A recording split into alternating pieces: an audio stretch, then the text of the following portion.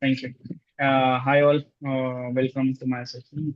This next year with Storybook and Drupal, and hope I can present something good and which would be learning for everyone. So let's begin. So good afternoon, everyone. And welcome to the session. So first of all, introducing about me, I'm working as a front-end software engineer redactor, and I've worked on a couple of companies, including Acquia, Season, and Digital Polygon in my past experience. So before starting, I wanted to just tell about some of my fun facts. So I like to, in my free time, I like to produce some music, which I like to publish on SoundCloud. And along with that, I'm into UX as well. I'm exploring a UX field as well for additional learning. And apart from that, I like writing. So I published one book in 2018, which is called The Library of Living, and it's available on Amazon for anyone who wants to take a look. So, what we'll be covering today? So, first of all, I'll be introducing on Next.js on wider scale and what all why Next.js is so popularly used in wider scale. And then I'll be telling like on Next.js with Drupal, like how we can integrate Next.js with Drupal, and then how we can use Storybook in Next.js. So let's start. So first of all, I want to start with one fun fact on Next.js. So worldwide, it's around the Next.js is used around 13.52% in total, and like most likely, most of the developers use React.js. They prefer React.js. And why they prefer next React.js is one big question for everyone. So according to the stats in 2022, you can see there are different technologies and frameworks which are used. So in this, if you see in Drupal, it was only 2.2%, while next year, so you can see it's around 13.52%, which is far less. But this was a stat in 2022, but in 23 and 24, it has increased uh, simultaneously, like more than it was in 2020. So this was one fun fact. Like people don't usually use Next.js. Like it is gaining popularity, but it's not that popular as compared to React.js. But in fact, Next.js is built on top of React.js. Using React.js, it has inherited some of the properties. So the answer lies in pre-rendering methods, which is using Next.js. So one of the most popular rendering method is server-side rendering. So first, let me explain what these four different parameters are.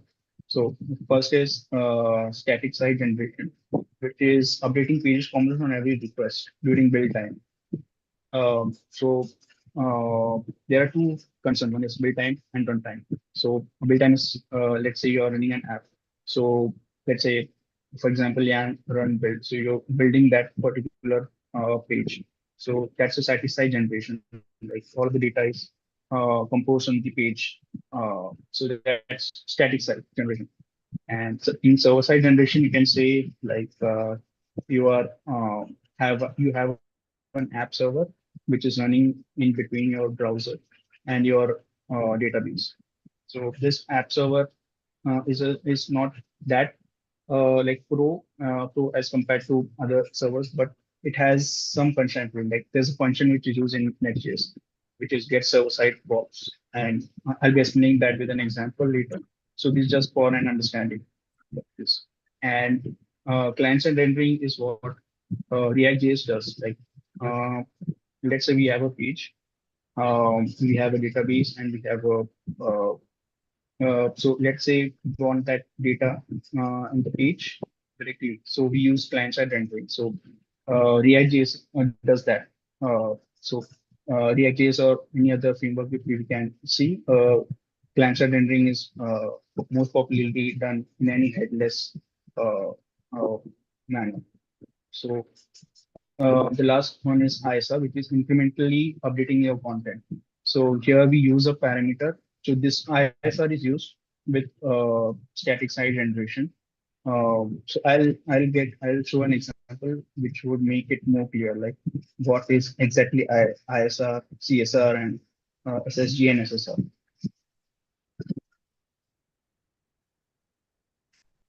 So this is a small pictorial representation of what CSR, SSR, and SSG is. So client-side rendering is, you can see there's a Chrome browser, and you're sending a request from your web page into Next.js, and then a simple request response is sent back via JavaScript. So this is client-side scripting, which is using React.js. So in SSR, you have a web server. So in this diagram, you can see that, but there's a app server which comes in between your browser and your Next.js, which renders the HTML and is processed in the app server, and then it's sent to the Chrome browser. And then we have the static site generator. So what happens in this is we send a request from your browser to the CDN. So CDN is basically servers which are situated in different parts of the world. And this web page, if it sends the request, then let's say you are sitting in US, so there will be a server over there that would send you the request back and forth. So in this case, during the build time, static site generation comes into picture.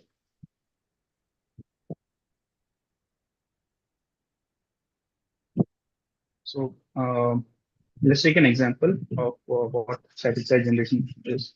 So I have a small component named my blog. So it's just returning a div which is in blog page, and we are quoting that particular blog. So this is one small example of SSG. And in server-side rendering, we have this function called get server-side props, in which all of the magic happens basically. So we accept the context and then return the props in this. So whatever, yeah. In props, we send all of the data. So this gets outside props is one key function which is used. And in incremental static regeneration, we use this revalidate, and we give this 10 milliseconds in that. So let's say we are trying to fetch an API and we're waiting for the response. And uh, if there's no change, it will revalidate after 10 milliseconds, and the changes will be reflected. So I'll show a live example after this, how it works.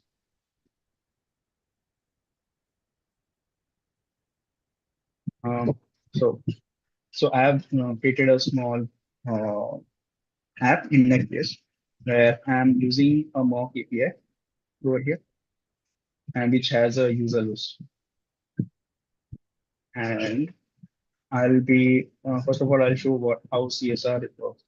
So here, what we are using is, yeah, I'm using the API. I'm using that API over here. I'm trying to fetch the data, and I'm using the use effect to fetch the data and show it, return the data in form of JSON. So here I'm printing those data, I'm sending.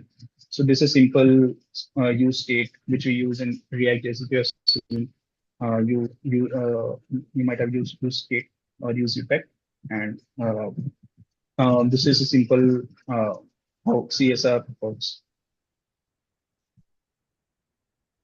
In static site generation, we use get static props. So here, instead of using, here you can see you are not using use state or use state in this. Instead, we have this function. Here you are returning the data, and before that, we are using this get static props, where all the fetching part it's responsible for fetching the data and sending the data, and then it's sent to the this function, which is static site generation, and it reads the data and returns the data. So uh, in static site generation, this is the function which is responsible for doing its job. And similarly, as I said before, we use gets server side props, which is one key function in SSR. So here it's similar to SSG, but here we are using get server side props instead of get static props function. So one key highlight here is in SSR, the data fetching is the time it takes to show the data is low. So uh, so using each of these, it depends on the case scenarios as well. Hey, sorry to interrupt. Can you hear me? Can you increase the font size of the code? Can't read it at all. Okay. Thanks. Is that visible? Okay. Cool. Bigger. So yeah. In ISR, it's using the get static props, but here we are trying to increment the revalidate to 100 milliseconds. Right? Let's say they are shown a block data, okay, and there's a change in the content, and so in static site generation, as I said, if you rebuild it at that time, the changes would be reflected. But instead of rebuilding it, what we can use is we can simply add this revalidate to 100 milliseconds. In this case, what it will do is it will wait after 100 milliseconds and then it would reflect the change data. Sibu, if you could make that a little bit bigger, it'll be hard to read on the projector in the room. Okay. Or actually, as big as you can tolerate it. Bigger is better. Okay. Is it visible to all? If you can get bigger, it'll help them in the room. Okay.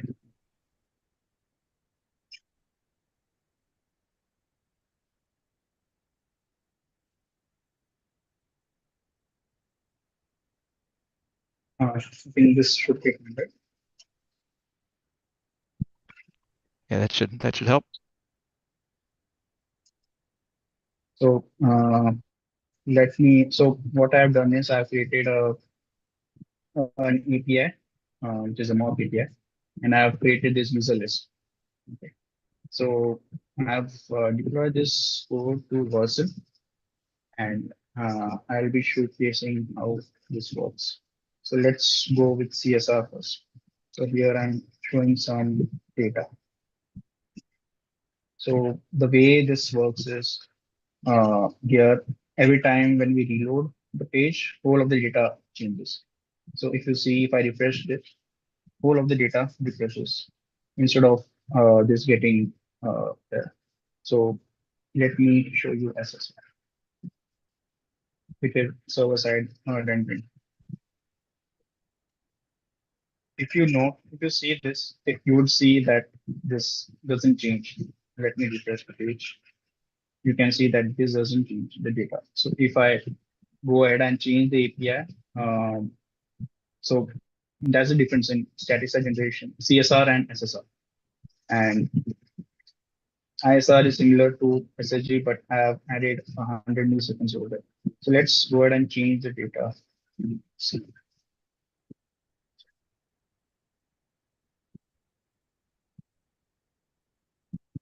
I'm just changing the record for this.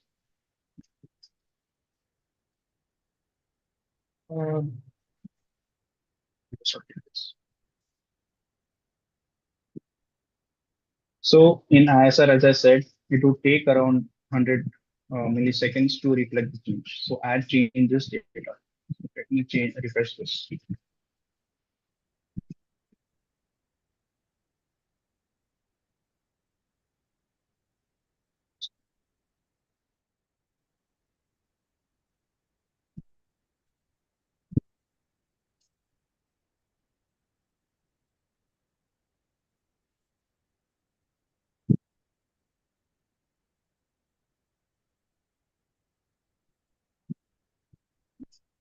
So in CSR, if I go ahead, it works.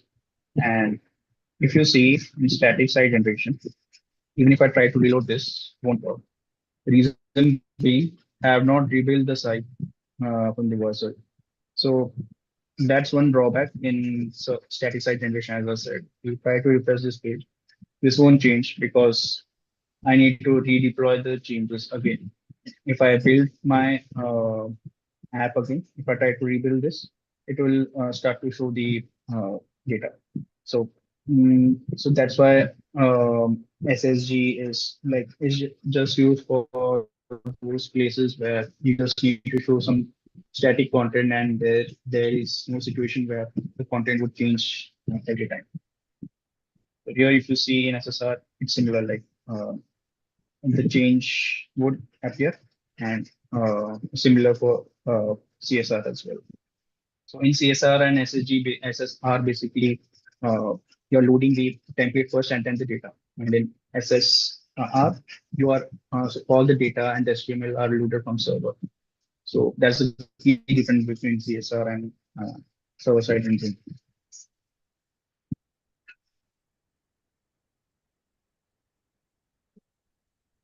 This was one thing which I wanted to explain on Next.js, like why Next.js is most popular when we compare to React.js or any other frameworks. So it has its server-side properties. Next, so now that we understood like why we are using Next.js and what all properties are used in Next.js, let's go ahead and talk about things like how we can use Drupal with Next.js. So Drupal CMS is popular among many people in terms of like high website complexity sites which you can build on Drupal. But nowadays it's decoupled, decouple is trending everywhere, and we want a mechanism where we can show the data in less time. So here we'll use Next.js. How do we do that? So the basic step in while installing Drupal CMS along with headless decouple framework or library is first install a Drupal instance using React, Vagrant, or Lambda, and then there's a module which is used in Drupal, which is Next.js module, which I'll showcase how to use it. And then we need to use JSON API module in Drupal, which is part of our code. And then we need to install a boilerplate for Next.js. And along with that, we need to update the environment variable. So this is the basic step of installing your Drupal CMS and along with your headless component. So there are two ways. So one is using Pantheon. Second is using the next Drupal, which is from chapter 3. So one of the easy method which I found while working with Next.js is like using this boilerplate, which I'll showcase. It's simple, and I've created a repo for you guys to try out, and which I'll be sharing the link later. But so I'll be showcasing this how we can use Next.js with Drupal, and within seconds you will be able to have your data from Drupal into Next.js. So I'll just showcase how we can do that. So I created this GitHub repo where I have added both installation steps for Drupal using detail.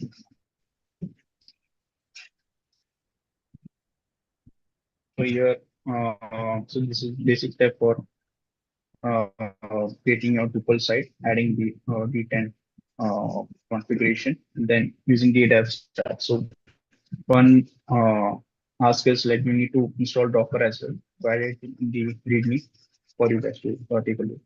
Then we need to install this. We need to create this Drupal econ project, which is basic step for installing on Drupal, and then Rush for running your commands like import, export, and clearing caches.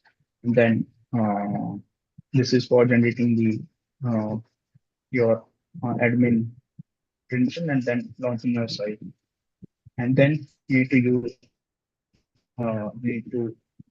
use this composer require Drupal next. So this is by installing the next to your system and Drupal as a node. And in compose.json, you need to add this patches for the request. So there are some issues with the JSON API module element. So we need to add this patches for it to work properly. So this is how you like can install Drupal 10 in your system. And then for Next.js, you need to simply create a boilerplate using this. And then update your .env to env.local. And then simply run yarn dev and you can see the magic. So I've already created an instance.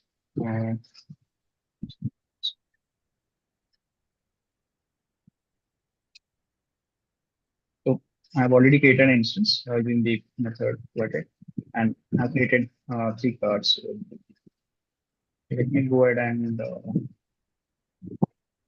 create a article content.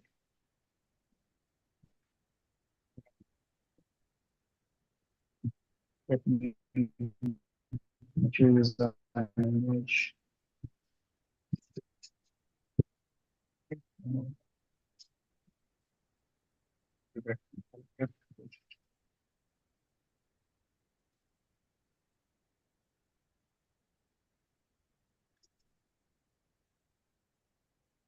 Yes. So, I've just created a title, image, and for description.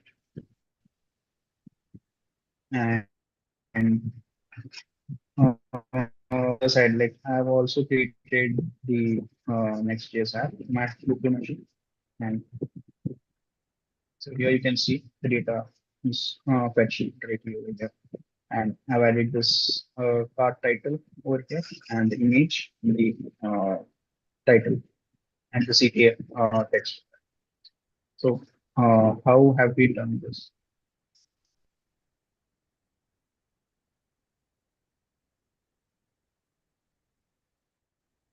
So I'm having this Next.js folder here. And first and foremost, what you need to do is you could change the file. So here we have this URL of my website, with the port ID, which is 81. Need to provide this for basic connection with your Drupal instance. So here we are connecting this Drupal instance, and then you need to provide the image domain with us. You need to do with HTTPS, but for now, I just for demo purpose, I'm using this URL. Second is I've created a pages. We have pages where we have integrated. So I'm using node article type, okay, and I'm using get static props along with ISR, which is revalidate also. I read it in the slug.txt. But yeah. So what I'm doing is I'm adding this title, body, field image, created field, and this field as a parameter. And uh, over here, we are calling the component this article component. And this component is using Storybook, which I'll just follow. So what we're doing is we are passing this title, body, image, and the button text. And in this article, we have our CSS file, and in this folder, we have the CSS file, and the stories in there. So this we are passing it, this component over here. We're passing the article into that. And here we have an article CSX, article JX, and article stories file. So this is basically for Storybook, which I'll be explaining later on my slides. So, you just need to create these pages, and you need to remember to integrate you need to send the parameters using this. So this, in order to explain this in detail, it's a lot, but just to give a gist, like what we're doing is in this index.tsx, we are mapping our a node article, and we are and we are calling our APIs, and we are sending the parameters like which we need. And if we just see over here, this console log the data which we are getting from people, and we have this title, the body, the value of the body, the image. So that's how simple it is. Like for the starters, right? So here you see I have just console of the data, and we are sending this data like title, body, image, etc. And if we want to create a data, you can create a field. Let's say you just need to go to the content type, manage fields, and add a custom field, and just add the data, map those fields over here. Here you see um, here have that field which is mapped, and then you need to map that. If you're you need to send the data. What we have in the node, we need to send the data to our components. So, so that's one simple way of integrating your Next.js app to Drupal. And so uh, next is talking about Storybook, like what Storybook is. So this is a simple definition which I have written like based on my learning, and what I have done is like it's a component-driven libraries which gives us more flexibility to implement the Drupal theming or decouple theming at a more granular level. So what we mean by granular level is like having it segregated into atoms, molecules, organisms.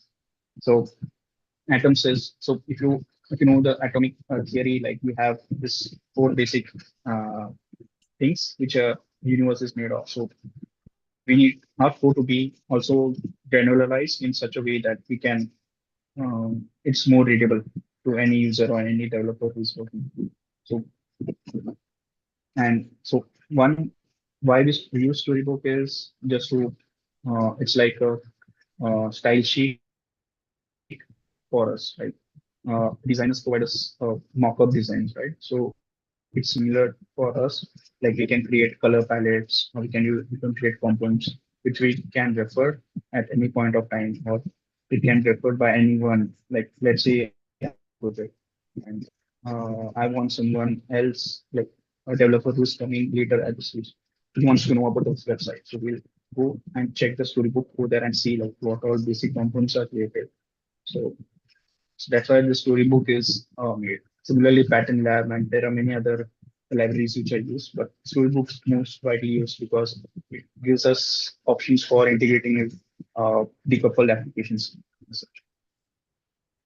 So this is the basic architecture, that how we use Drupal. Let's say, like here you can see we have this Drupal CMS, which is sending the data to Twig, or it's like we are using decoupling the data, and we are sending it to the any frameworks or any front-end frameworks, and then we are theming it, and we are sending it to browser. Else we are theming, like we are theming the uh, components in our Storybook, and likewise we are sending the data into Storybook, and then we are uh, showcasing those into the browser. Right? Storybook comes in between of all of these things. So that's why this is something which I had created, like the basis of what I had done before. So some of the advantages to down. So Storybook is a component library. It allows is allowed like for front-end development and rapid prototyping without any additional lift of integrating into your theme. So in traditional Drupal, what we do is like, we just go ahead and create a CSS folder and just try to theme the twig files and what we have. So in Storybook, it's like uh, it's like a something like just have in between your twig and CSS file, and making it more readable to the users. Likewise, Storybook is a component library, and it's used for content editors as well. And they can use you can see the variations in which, and it's visually appealing as well. Storybook can also be extended So the templates used to generate example markup come from your applications and templating languages. Uh, so it's like Storybook comes in between, and you have the data which comes and it's sent to the Storybook, and then the Storybook is displayed on your page as is. So it's a completely decoupled thing. I would say that Storybook also decoupled, and it's like very interesting to use. So let me go ahead and show you how we are using Storybook. So in order to install Storybook, you need to install, like I have mentioned those steps. Um, in the folder, and I'll just share it. So once we install the Storybook, we have this folder where we can define the paths of from where our story should be taken. So in our case, we have this component folder from where uh, we need to tell the Storybook that we have our stories inside components. And so yeah, we are adding post CSS and we use require post CSS. Yes. So this is one change. Like if any changes we need to do over here, like any path changes. Let's say we don't want it from components, we need to have it from any other any other folder, then we can go ahead and change it over.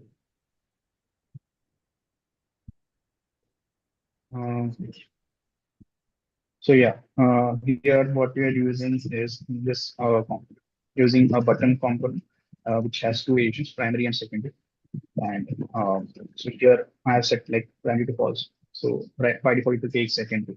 And in stories, we are passing this argument. This is a dummy data. If you don't have a data coming from Drupal or any other CMS, we show the this static data. Me go and show you how we should. So, if you are able to see my screen, so I have this card content. So this component which you're having is being shown over here. Over here. So this component over here, it's been like displayed on your Next.js app. So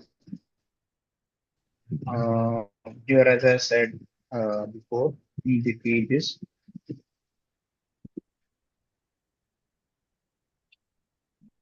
So in pages, we are sending the data to articles. Here, the article component. So this article component is our Storybook component, which we have. So it's an independent component. Like if you want, we can go ahead and use it for any other purposes. Like it's an independent thing. Or we can integrate it in uh, uh, any other way in our application. So this is a card component. We have this buttons over here.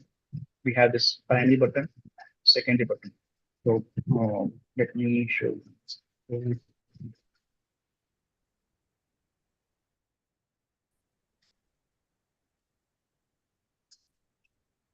So right now it's false. So it's picking this secondary. So here if you see, we are having the second primary one because we have set it to make it false, becomes secondary. So we are just passing the data like what we need, and accordingly our button component which gets the data and shows it. So here we are having we are adding the condition, right? Let's say if you are having primary as a data, then add uh, this class primary that is add secondary.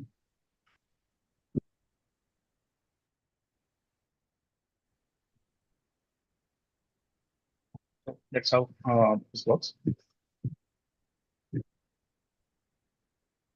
So these are some of the links which I'll share to everyone, like whoever wants to start with basic installation with Next.js and Drupal and wants to explore more. I'll share these links, and you guys can take a look like how you can simply start with basic application, then we can consistently develop our skills. Um, that was pretty much from my side, and if you want to stay connected with me, there are some links over here. You can do follow me, and if there's anything to help out, please reach out to me.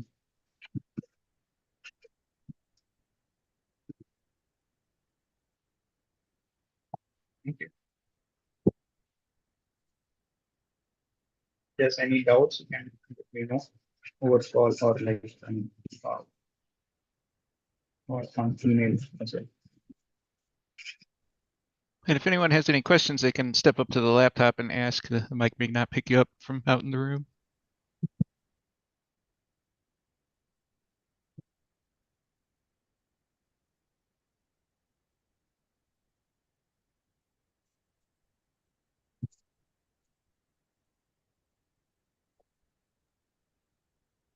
Okay, I think that's it. Well, thank you, Sibu. Yeah, I'll just share the links with you so that you can pass it on to. So I'll just Great, thank add you. it over. Thank you. Just add it in the chat so everyone can take a look.